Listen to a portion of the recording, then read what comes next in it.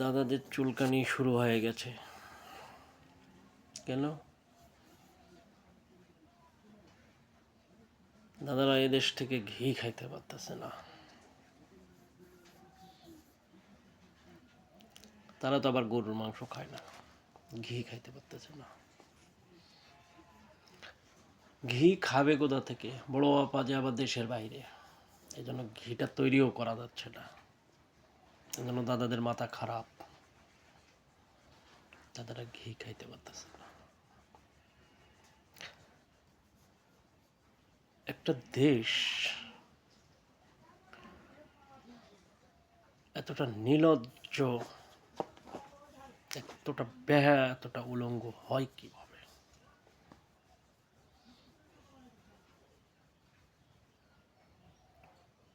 তারা বাংলাদেশকে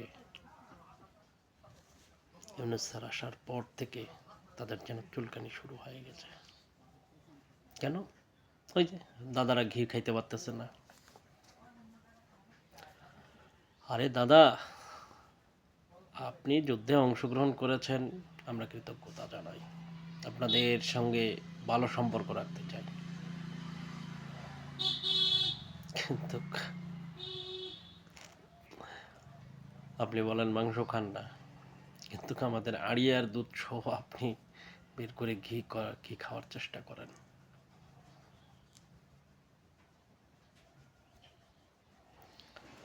আপনাদের মতন প্রতিবেশী যদি থাকে তাহলে অনেক একটা প্রচলিত কথা আছে না, ভারতের মতন বন্ধু রাষ্ট্র থাকার্থে।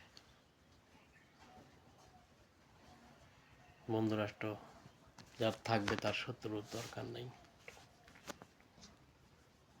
আপনারা এই যে ঘেউ ঘেউ ঘেউ ঘেউ করতেছেন, লাভ কি?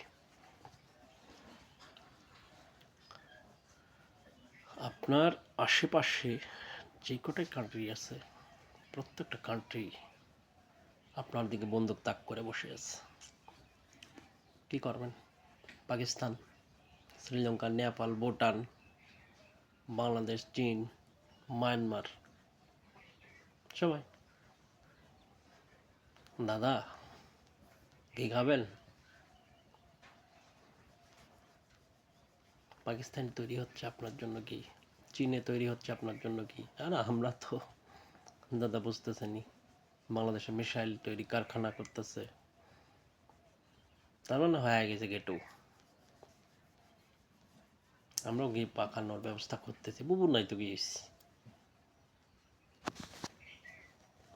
আমরাও ঘি আপনাদেরকে খাওয়াবো, টেনশন করিয়েন না, উত্তেজিত হেন না।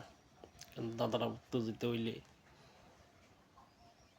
গরুর মাংস তো খান না, যে ঘাম টাম জড়বে, কিন্তু দাদাদেরকে ঝোল পড়া যদি যায় তাহলে মুশকিল,